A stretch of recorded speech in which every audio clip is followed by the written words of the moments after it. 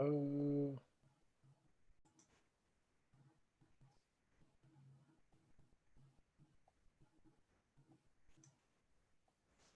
all right, here we go. All right, so now we're at the point. Do I have any questions from either one of you, Zai or Naomi? No. Okay, good. So this is where I explain the project that we've been doing this week, and I'll explain a little bit of what I did. So in this picture right here to the right is where let me explain what we're doing. We're gonna make a soundscape of our own. Essentially what you just saw in that last video where they went out and put the recorders down and came back and picked it up and paid attention to their observations is what we're doing ourselves. But you're gonna make a soundscape of your home in order to learn about the sounds that you hear on a regular basis and the sounds that influence you. So your first step is to pick a location that you want to record. Okay, so in my picture over here to the right, this is the balcony in my apartment. I knew, and it was raining as well, as you can see the wetness on the ground. So I knew that there would be a lot of sounds because people go past that balcony, walk past it, walk into their car, walking their dogs, as well as it was raining. So I figured I was going to get some interesting sounds here. And I just recorded in that spot for 5 to 10 minutes. And just like the gentleman who was in the video, he mentioned you could do the voice memo on your app. I mean, on your phone, the voice memo app on your phone. If you have an iPhone, that one's already on there. It's free and pre-downloaded, very easy to use. If you don't have an iPhone, you can get a Droid. This for Droid, this app right here is the Voice Recorder Pro. And this app you can download for free as well. And both of these are very easy to use. As soon as you download them, you can start recording immediately. So so these are just some places to record that I thought of. You could stick a recorder in the bathroom, in your backyard, your kitchen, outside your front door. You know, learning what sounds are right outside your front door. You could pick any window in your house, open the window, car while you're going on a drive, your front porch, the bedroom, a street intersection. You can sit out there for 5 or 10 minutes. If you have a neighborhood park, those are a whole soundscape within themselves, or a laundry room in your house, or while you're walking in the store for a few minutes, you just cut the recording on. But at this time, so I've got a list of places that I thought, but I'm gonna put this timer on. I'm gonna put 1 minute, and I want you to each think of a place that you might want to record, or just actually no, just name a place that I didn't put up here. So I started the timer now. You got 1 minute. You can write it in the chat, or you can, just say it out loud. Just one place that I didn't name up here that might have an interesting soundscape that would be good to record.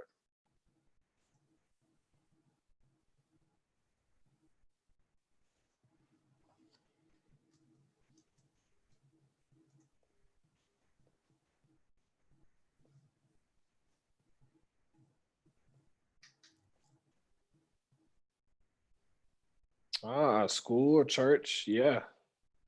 What kind of practice, I? Um, any sort, I guess, like sports practice or like dance practice or singing practice or I don't Oh, know. so maybe a dance studio or a music hall, or a football field, or a gymnasium. Restaurant name, that's a good one. A restaurant would have some interesting sounds in there, because you might hear silverware hitting each other in a restaurant, but you wouldn't hear that in somebody's backyard, or you wouldn't hear that at the neighborhood park. So great answers, guys. Thank you. So with those apps, all of those apps have a way for you to email the audio that you recorded to yourself. So you can email it to yourself, download it to your computer, and upload it to BandLab or Soundtrap. Either one, as long as you can share it with us in class. And when you open up BandLab, the very first thing that you see is this whole window right here. So you don't have to click any of these options. You can go right here and click Import Audio, and wherever you downloaded that audio onto your computer, that's where you're going to upload it from. So again, you record it on your device, email it to yourself from the device, download it to your computer, and then upload onto BandLab. So after you've uploaded it, you want to grab some headphones and find a quiet place to listen to your recording.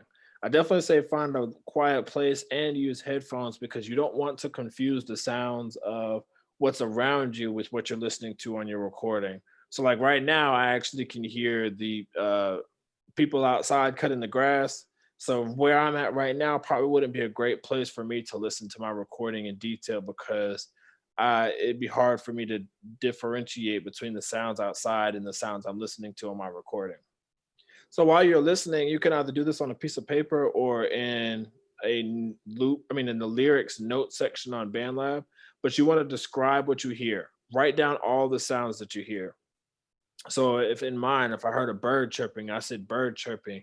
And I even at some points wrote down the time that it happened. So if it's at 2 minutes and 12 seconds into the recording, I wrote 2 minutes, 12 seconds, bird chirping. And if it happened again, I tried to keep track of how many times in a row some of the sounds that I heard over and over. Yes, how to upload it to BandLab and Soundtrap. I'll go over that whenever once I get through these steps, I can show you step by step. Great question. So, yes, you want to listen to all of your sounds, and I encourage you to listen to multiple times because you can listen through one time and you'll hear things one way, but when you go back and listen through a couple more times, you're going to hear things that you didn't hear the first time through. And the more that you can get on your list, the more descriptions, the more sounds that you can get on your list, the better that you're going to be successful with this project. So after you have your list, review your list, and you're going to ask yourself these three questions. Number one, do any of these sounds connect me to a memory or a feeling? So kind of like what we were talking about the sound marks earlier, where a sound mark of your home might be a little fountain in the corner of your home that just bubbles. So a feeling of home or a memory of home may come to mind anytime that you hear a fountain of a similar, bubbling noise, or anytime that you hear something that sounds similar to that noise, it's going to evoke a memory or a feeling for you. So see if there are any sounds that you hear that make you think of something or feel something or remember something. And then the next two questions are kind of the same question, but we're flip flopped. And they are, which sounds are you familiar with? And where are the sounds I'm unfamiliar with coming from? So just asking yourself, well, as you're going through this list, like what sounds you know and recognize, like, oh, I definitely know that's a bird chirping. But this other sound, it sounds like a low rumbling. Maybe it sounds like it's far away, possibly a train, maybe a truck, who could be anything. It's hard to tell. This is what you want to differentiate between what you know and what you don't know. And asking yourself these questions, you're not just learning about soundscapes, you're not just learning what about the sounds around you, but you're actually very much learning about what influences you. These are the sounds that you hear on a regular basis, and so these are the sounds that influence choices that you make. So taking music, for example, when we listen to music and we're flipping through a song and you're choosing music that you like or music that you don't like, the sounds that you're hearing in the music, you're picking them based on whether or not those sounds are familiar to you. If they evoke a feeling of taking you to a certain place in your mind or in your memory or with a feeling. So what you're learning right now when you collect these sounds and you answer these questions, you're going to be learning about yourself and learning about the small little nuances that influence you. And lastly, bring your observations to class. So you can still bring this to class just like any other time. You can bring past projects you've done to class and we'll share them in class. And I actually did mine, so I'm going to share you a little bit of what mine sounded like for this class. So now that we've gone through the project, we've talked a little bit about soundscapes. I'm curious to see how well you were paying attention. So number one, you can either write it in the chat or just speak openly. What is a soundscape?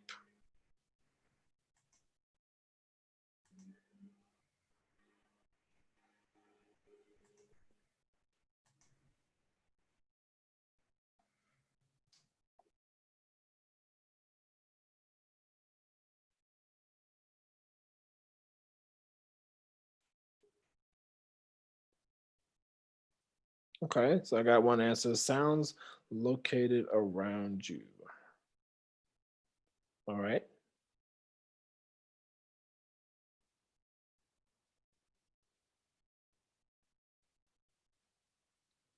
Naomi, you have an answer?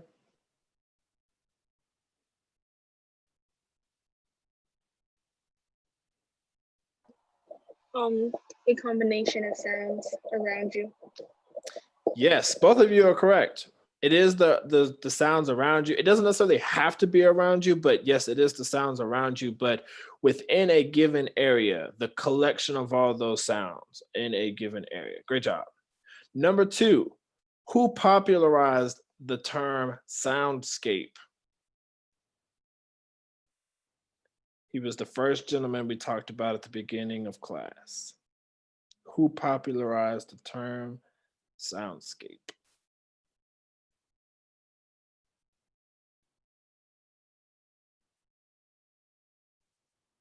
I'll take a guess if you got a guess.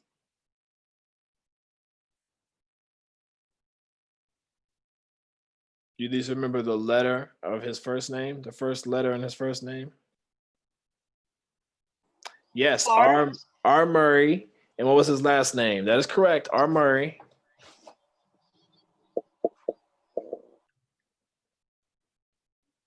R. Murray starts with an S.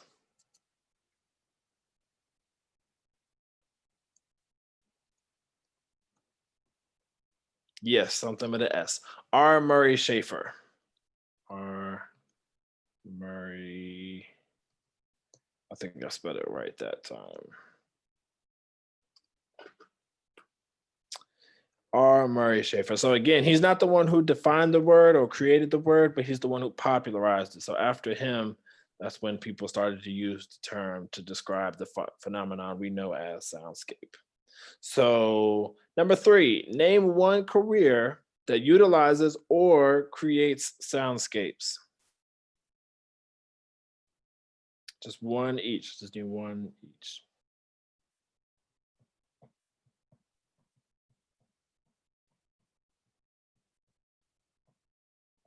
Acoustic. Acoustic what? There's another word that goes with that, Zai. You're on the right track. Acoustic what?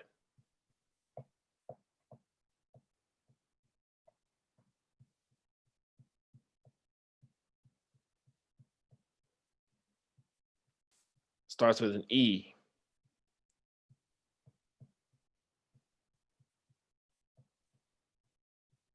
Yes, it is ecology. Acoustic ecology. Great job.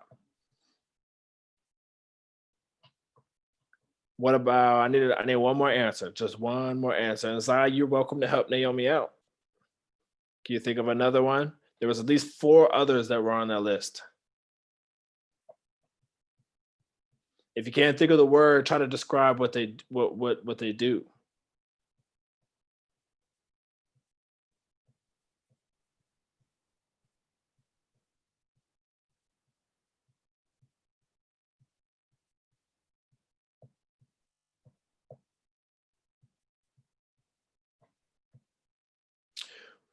Well, all of the answers for that, the careers that either utilize or create soundscapes, were sound design.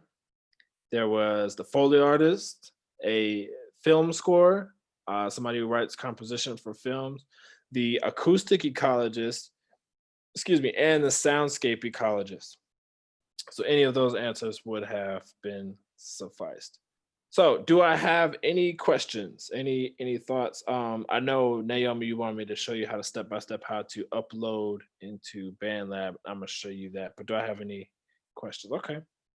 All right, so just so you all know, this video right here is here for your leisure, just like the other videos that are on that career slide. You all can come back and open the slide at any time. All the links are here, as well as I've individualized the links in Google Classroom. But this video right here, this gentleman named Ted Hempton, he is a acoustic ecologist, and he's National Geographic is just giving you a video of where he went out to the quietest places in the world and just recorded sound. I highly encourage you to go listen to it. you just put on headphones and just allow it to take over, because you're going to feel like you're in a totally different world just listening to the sounds that he has in there. Pretty cool experience to check out in there.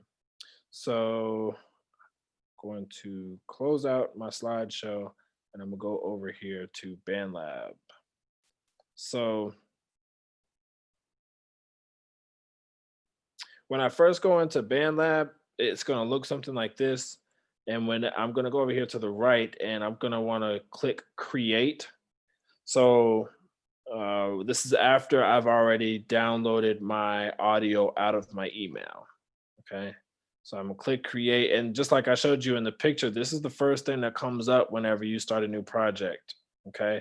So once you've done that, you wanna click import audio, and it's gonna give you, all these options of what you can add, and you'll go on through and just click whichever one is your audio.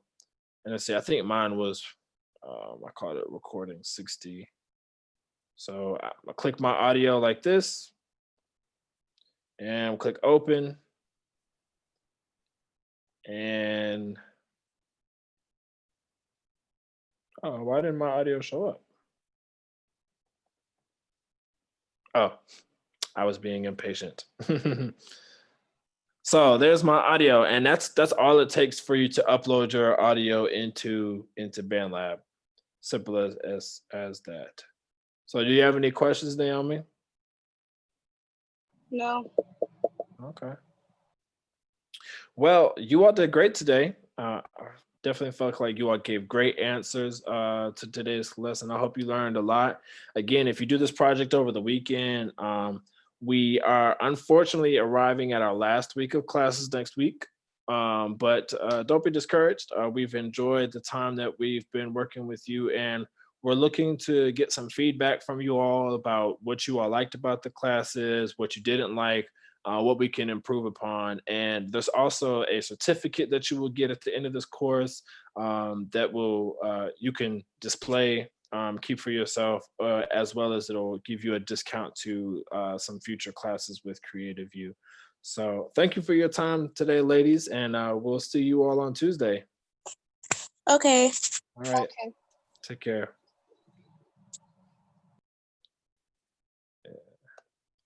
Cool. Oh, I gotta cut.